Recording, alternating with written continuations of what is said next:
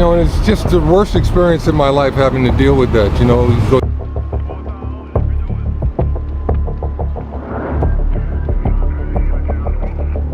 Basketball, a game of giants.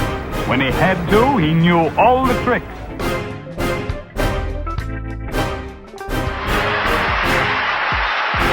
Nobody can pass that ball through the heart of the line. 6. You want to put on a show here.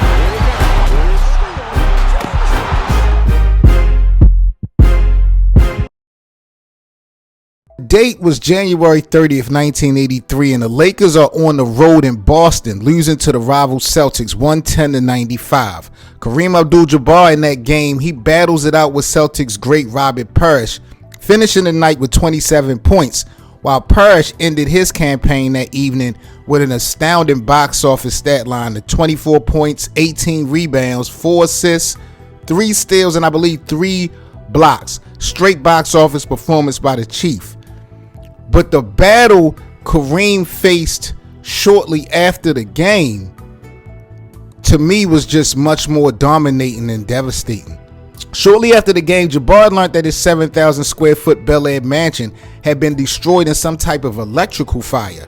Now, apparently it got so serious at one point that Kareem's at the time girlfriend and his son Amir, they had to escape through like a window or something. The house, I believe, if I'm not mistaken, was valued at about $1.5 million at the time.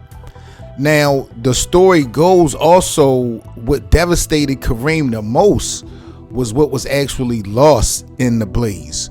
Author Jeff Pearlman, he spoke in detail about how the NBA star had lost prized possessions and prized collections, including an extensive 3,000 jazz album collection that Kareem had. Kareem even spoke on these losses himself and kind of talked about the impact it had on his life. Now, I want y'all to keep in mind, this is happening while the Lakers were in Boston.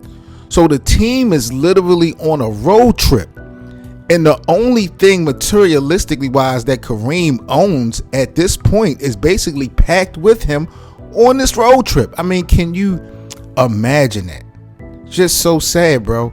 But the story, however, does take a beautiful spin, and this is why I brought it to light, because it shows the true essence of Laker fans and how people started sending in jazz records to team offices and hotels for the Lakers. I mean, dozens and dozens albums to replace what was lost. It was even said at one point, I believe, like while they was on this road trip somewhere in the Midwest, I think maybe in Dallas, there was a family of 3 that saw Kareem walking out to the bus, and the little kid handed him not 1, not 2, but 3 classic jazz albums. I thought that was dope, man. And I feel like, the moral of this story, as we're currently praying for those who's going through these tragic wildfires in Los Angeles, it's very important and instrumental that we band together as a collective and as a unit to continue to support our neighbor, especially the ones that we don't know. People think that neighbor mean the people next door, man. It's just as a whole, because that's really what matters the most. I feel like the support system from Lakers fans and just fans across the NBA community, help one of the greatest that we've ever had get through a very trying time by taking that extra mile to help him get back, what he had lost. Continue to pray for those in Los Angeles, man. This is definitely real. And if you're able to support, please do so. But more importantly, spread the word. We all have a job to do now in making sure that our brothers and our sisters in LA is right. And we need to make sure that we spread the word of awareness, and any support that we can give, we got to go ahead and push it. No questions asked as we try to give a bounce back. But y'all let me know what y'all think about this wild story with Kareem Abdul-Jabbar having a house fire back in 1983 and losing all his prized possessions, and how the Laker fans helped bring some of them things back into play and gave Kareem a different perspective on life, according to him. Hey guys, it had to be 25 years ago, a television interview with Kareem Abdul-Jabbar. I've never forgotten what he said. He was being interviewed by a journalist. In the course of asking questions, the journalist brought up the fact that Kareem's house had burned down, and Kareem lost everything. And while he was bringing that fact up, Kareem said, "Big lesson." And the journalist said, "How so? What do you mean by that?"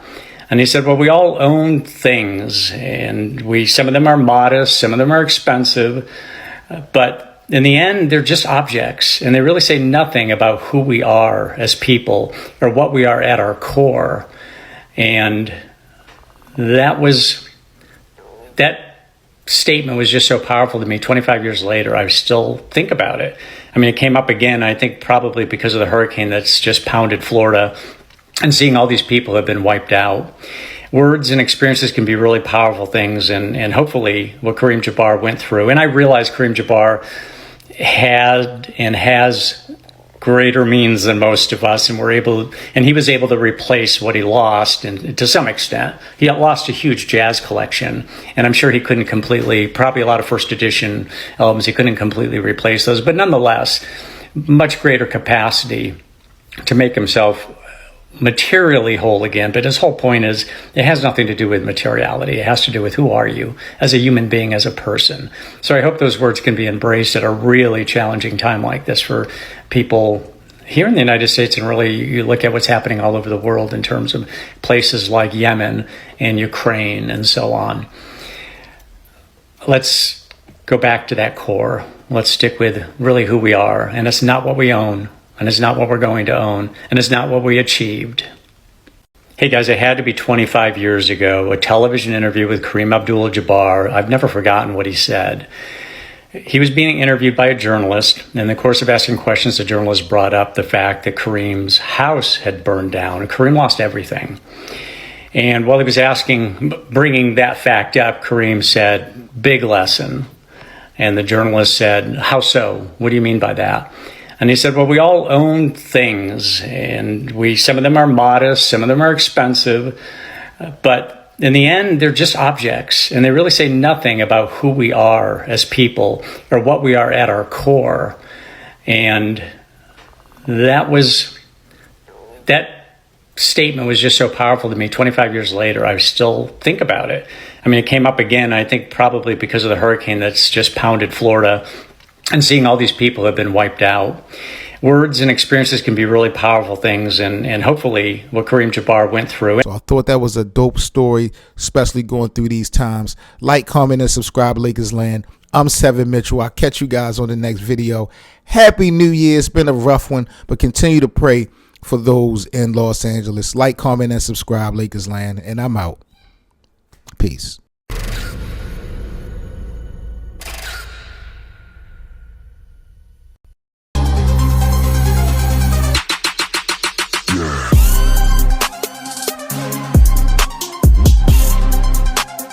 Oh my God, I love your outfit. Where did you get that shirt? It's from Lakers Land. They have a merch site with a bunch of stuff. You should really check it out. They always got something going on, not just basketball, but fashion too. Like, look at this shirt. Yeah, I'm definitely gonna cop more from Lakers Land.